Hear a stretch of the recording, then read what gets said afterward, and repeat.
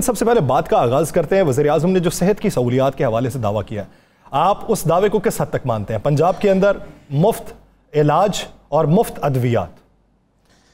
बिस्मिल्लाहिर्रहमानिर्रहीम, अस्सलातु वस्सलामु अलैका या सय्यदी या रसूल अल्लाह, अस्सलातु वस्सलामु अलैका या सय्यदी या हबीब अल्लाह। या सर, मुझे तो बड़ा मज़ा आया वज़ीर-ए-आज़म पाकिस्तान जनाब मियाँ मोहम्मद शहबाज शरीफ साहब की तकरीर सुन के। मैं जब वो तकरीर कर रहे तो उस वक्त भी बड़ा इंजॉय कर रहा था कि क्या कमाल सच बोला उन्होंने, बिल्कुल सच। आम आदमी की तर्जुमानी की मैं कह रहा हूँ जी, कमाल की है उन्होंने, कमाल तर्जुमानी की है। उन्होंने कहा है जी, अमीर आदमी इलाज कहाँ कराते हैं? बैरून मुल्क, अमेरिका में, यूरोप में, बरतानिया उनके मुंह पे नहीं आया, बरतानिया में। अब बाहर जो इलाज करा रही हैं इस वक्त का हिस्सा है, लेकिन बरतानिया का जिक्र नहीं किया ना, मुझे तकद्दुम नहीं किया होगा। बरतानिया में इलाज कौन करा रहा है? जनाब मियाँ मोहम्मद नवाज शरीफ साहब। मियाँ मोहम्मद नवाज शरीफ साहब का इलाज बरतानिया में हो रहा है। मियाँ नवाज शरीफ साहब का इलाज, उनके फैमिली के दीगर लोगों का इलाज बरतानिया में हो रहा है। इसाक डार साहब यहाँ से गए इस नीयत से कि मैं इलाज कराऊंगा, मेरी तबीयत ठीक नहीं। किधर का इलाज करा रहे हैं वो? बरतानिया में। अगर आप ज़रा थोड़ी सी सूरत का जायज़ा लें तो मियाँ शहबाज शरीफ साहब तो खुद बाहर इलाज करवा के आए हैं। क्या नहीं गए इलाज के लिए? क्या नहीं गए थे? तो फिर मुझे बताएं, अगर पंजाब के अस्पतालों में वो अद्वियात, पंजाब के अस्पतालों में वो सारी सहूलतें मौजूद थीं, तो फिर ये अमीर लोग बाहर क्यों जाते हैं? ज़रा मुझे एक तादाद बता दें, उंगलियों पे गिन के, इन उंगलियों पे गिन के तादाद बता दें कि कितने ऐसे MNAs हैं, कितने ऐसे सेनेटर हैं, कितने ऐसे वज़रा हैं जो पाकिस्तान के अपने अस्पतालों में इलाज करवाते हैं। मुझे बता दें, आप गिन के बता दें, चंद होंगे। बाकी कहाँ जाते हैं इलाज के लिए? और ज़रा आप बजट भी निकाल के देख लें, इनके किसके इलाज पे कितने पैसे लगते हैं, कौन कहाँ पे जाता है, कौन कितनी छुट्टियां मनाने कहाँ जाता है। अभी जहांगीर तरीन साहब जो हैं वो कहाँ से इलाज करवा के आए? साहब, आबो हवा की तब्दीली भी तो इलाज ही होता है जी। मैं अर्ज़ कर रहा हूँ, तो फिर देखें, आज तो सच निकल गया ना। आज खादमे आला पाकिस्तान जो हैं उनके मुंह से सच निकल गया, उनके मुंह से सच निकल गया। खादमे आज़म हम कहेंगे पाकिस्तान, उनके मुंह से सच निकल गया कि बाहर जाते हैं। अब इनको ये सच जो है वो उस पर कायम भी रहना होगा। फिर जो लोग पाकिस्तान से बाहर इलाज करवा रहे हैं, तो इसका मतलब है कि वो पाकिस्तान के इस सिस्टम को मानते नहीं जो वज़ीर-ए-आज़म पाकिस्तान ने बनाया है, जो उनका बेहतरीन सिस्टम था। और जिस वक्त वो बाहर इलाज कराने जाते थे, इनका ही दौरे हुकूमत होता था, उसके बाद भी जाते रहे। अब मान लें जो चीज़ करने वाले, तो उसी बात आप आ जाएँ ज़रा।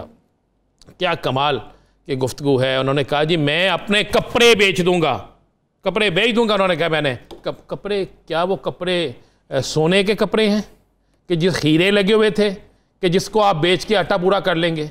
ये क्या फ़िक्र है भाई? हमारी पाकिस्तान की सियासत में ये कैसी गुफ्तगू शुरू हो गई है कि आप कपड़े बेचकर आटा एक एक जगह पहुँचाएंगे? वो यहाँ तो फिर वो सूट बहुत महंगा है, वो पाकिस्तान में किसी ने नहीं पहना। और एक ऐसा सूट है, नीलामी करवाए उनके सूट की। बिल्कुल नीलामी होनी चाहिए जी। ऐसा सूट है कि जो मुमकिन नहीं है। या सर ज़रा, मैं आपको पता पंजाब में आटे का थैला कितने का है इस वक्त? हाँ जी, इस वक्त अगर बात की जाए 1300 से ज़ायद, 20 किलो वाला जी, 20 किलो का 1300 रुपये से 210 रुपये बढ़ा है। हाँ जी, 10 रुपये कीमत फी केजी भरी है। अगर आपने KPK के लोगों को, मुझे एक बात बताएं, पंजाब जितना महंगा आटा देना है, तो वो कह रहे हैं हम पंजाब से सस्ता आटा ले रहे हैं। आप उसको महंगा क्यों दे? पहले तो आप पंजाब के अंदर कंट्रोल करें। और दूसरी बात है जनाब, आप वज़ीर-ए-आज़म पाकिस्तान है, वज़ीर-ए-आज़म पंजाब या वज़ीर-ए-आज़म KPK नहीं है। आपको चारों सूबों में सस्ती चीजें करनी होगी। जरा आप गौर करें, मुर्गी का गोश्त किस भाव चला गया? 500 से ज्यादा, 500 से ज्यादा चला गया। क्यों? एक बार में मुर्गी का गोश्त की कीमत आसमान पे चली गई। प्याज 120 रुपए से ऊपर हो गया, टमाटर महंगा हो गया, 180 प्याज, 180 प्याज चलेंगे, आपने बता 180 रुपए प्याज हो गया, टमाटर महंगा हो गया, अदरक महंगा हो गया, लहसुन महंगा हो गया, सब्जियां महंगी हो गई। और रोजे गुजरने के बावजूद नींबू महंगा हो गया, 800 रुपए, 800 रुपए किलो नींबू। मुझे एक बात बताएं, आप कहते थे आएंगे दूध की नहरें बह जाएंगी, आप कहते थे पहले हुक्मरान चोर थे, आप कहते थे ये इनसे कंट्रोल नहीं होता, आप कहते थे इनका कोई सिस्टम ठीक नहीं है। आप आ गए हैं तो सिस्टम ठीक क्यों नहीं हो रहा? आटा क्यों महंगा हो गया? ये चिकन क्यों महंगा हो गया? नींबू क्यों महंगा हो गया? प्याज क्यों महंगा हो गया? अवाम ये सवाल करती है। अवाम तब्दीली इसलिए नहीं चाहते थे कि जनाब पहले से ज़्यादा महंगी चीज़ मिले। तब्दीली इसलिए चाहते थे कि पहले से चीज़ें सस्ती मिले। आप अब दूसरी तरफ खान साहब हैं, वो भी इतराज़ करते हैं जी मीडिया नहीं दिखाता। खान साहब आप मीडिया देखें तो सही, मैं तो सुबह से अपना चैनल देख रहा हूँ, अवामी चैनल है हमारा, अवाम की आवाज़ बनता है, किसी सियासी जमात का तर्जमान नहीं है, ना किसी सियासी जमात की हमायत करता है, ना मुखालफत करता है, जो हक़ाइक़ का दिखाता है। भाई ऐसा सुबह से आपको भी देख रहा हूँ, दिखा रहे हैं जहाँ चीज़ें महंगी हैं हम दिखा रहे हैं, जहाँ चीज़ें जहाँ पे जो महंगाई का तूफ़ान आ गया है वो हम दिखा रहे हैं, और वाकई महंगाई का तूफ़ान आ गया है। मैंने तो अभी कुछ देर पहले अपने एक साथी से पूछा, वो मुस्लिम लीग नून के बड़े हमायती थे, तो अभी मेरे सामने हैं, तो मैंने जब उनसे पूछा कि भाई इतनी महंगी चीज़ें, तो उन्होंने हंस के कहा कि टाइम थोड़ा, हमने कहा कमाई कर लें। तो ये चलता है। देखिए हमने ये बात की थी जब ये रजीम चेंज नहीं हुई थी, हमने उससे पहले ये बात की कि ये महंगाई पीटीआई को ले डूबेगी, वही नतीजा हुआ। आप ये देखिए कि साजिश का इल्ज़ाम अगर एक तरफ रखें, पाकिस्तान तहरीक इंसाफ पहले इल्ज़ाम जो मुतनफ़र अवाम हुई वो महंगाई की वजह से थी। अब ये लोग अगर आए हैं, ये भी महंगाई पे ओवरकम नहीं करेंगे, उसी तरीके से बढ़ती जाएगी, तो फिर इनकी किस्मत पे भी वही हाल होगा ना। होगा जी, बिल्कुल होगा। मैं वही कह रहा हूँ कि छोड़ दें पीटीआई को, छोड़ दें रजीम चेंज को, छोड़ दें उनका क्या इल्ज़ाम है, लेकिन ये हुकूमत आई है 11 जमातों का मजमूआ है, बेहतरीन इनके पास। देखें हमेशा हुकूमतों में रहने वाले लोग इनके साथ हैं, कई दहाइयों से ये हुकूमतें कर रहे हैं, कई दहाइयों से ये सिस्टम को लेकर चल रहे हैं, तो फिर ये सिस्टम नाकाम क्यों हो रहा है, फिर ये महंगाई क्यों हो रही है, गरीब आदमी क्यों मर रहा है, गरीब आदमी क्यों पिस रहा है, गरीब आदमी जो है उसके लिए रोटी मुश्किल क्यों हो गई है, 2 वक्त की रोटी खाना मुश्किल क्यों हो गई है। और मैं माजरत से ये कहता हूँ यासर, हम सुबह से लेकर शाम तक चैनल्स देखते हैं, टीवी पे बैठ के क्या हो रहा है मुख्तलिफ टीवी चैनल्स में, वो उसकी फ़लाँ वीडियो फ़लाँ चीज़ें। भाई ये आम आदमी का मसला है, महंगाई, इस पर आए, इस पर बात करें। सब एक सवाल बनता है ना, पीटीआई ये इल्ज़ाम लगाती थी कि मौजूदा जो महंगाई है या चीज़ों का बहरान है, इसमें कार्टलाइजेशन जो है वो पाकिस्तान मुस्लिम लीग नून की है। ये लोग पहले हुकूमतों में रहे हुए हैं, इनकी जड़ें मजबूत हैं, ये कार्टलाइजेशन करके इन्होंने ये बहरान पैदा कर दिया। अब सवाल ये बनता है कि वही हुकूमत में है तो फिर ये बहरान कौन पैदा कर रहा है, ये चीज़ें महंगी क्यों हो रही हैं, कार्टलाइजेशन कहाँ पे हो रही है। बिल्कुल, ये इस सवाल का जवाब तो मैं समझता हूँ कि अगर हमारे साथ कोई हुकूमती ज़िम्मेदार हो तो हम उससे पूछ सकते हैं। अगर आप मुझसे ये बात पूछेंगे तो मैं तो ये कहूँगा कि पहले भी मिस मैनेजमेंट और नाहली थी, और अब भी मिस मैनेजमेंट और नाहली है। अब तेजी है ना, अब तेजी सिर्फ ये है कि हम अगले इंतखाबात में इक़्तिदार में आ जाएं, उसकी तैयारी। या सर आज शहबाज शरीफ की बाकी तकारीर को एक साइड पे रखते हैं।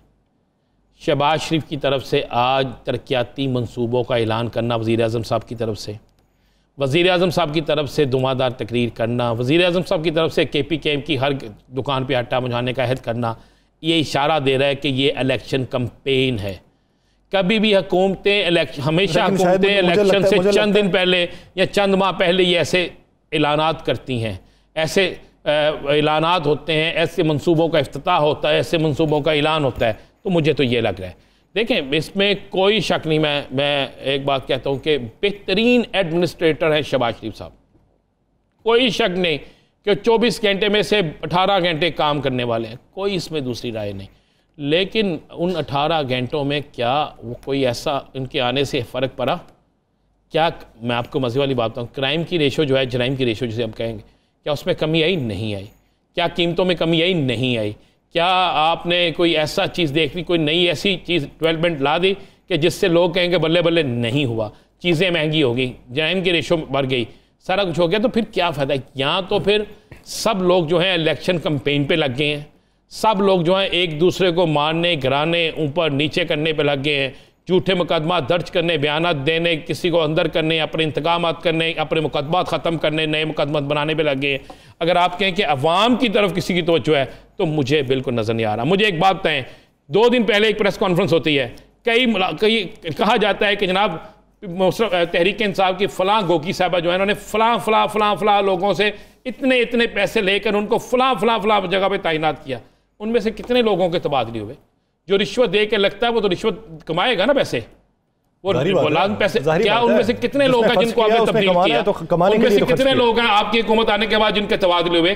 कितने लोग हैं जिनको आपने खुदे लाइन लगा दिया? फहरिस्त जारी करें, पूरी फहरिस्त जारी करें, अवाम को बताएं कि ये वो तकर्रियाँ थी, ये तयनातियाँ थी जो इस गबन के जरिए हुई हैं, तो इसका हमने तदारुक ये किया है कि इनको ओहदे से हटा दिया। आप बताते ना, आवाम को मिसाल कायम करते, अभी तक अगर नहीं हटाया, ज़बानी जमा खर्च है ना, अगर हटा दिया, अगर किसी ने रिश्वत दी है तो फिर उसको तो ओहदे में रहना नहीं चाहिए ना। रिश्वत लेने देने वाला तो दोनों दोषी भी हैं, मुजरम भी हैं। जो रिश्वत देगा वो अपने वो लाजमी बात है, जितना पैसा देगा उससे कई गुना ज़्यादा कमाएगा। तो इस कमाई वाले को फिर ओहदे में रहना चाहिए? नहीं रहना चाहिए ना।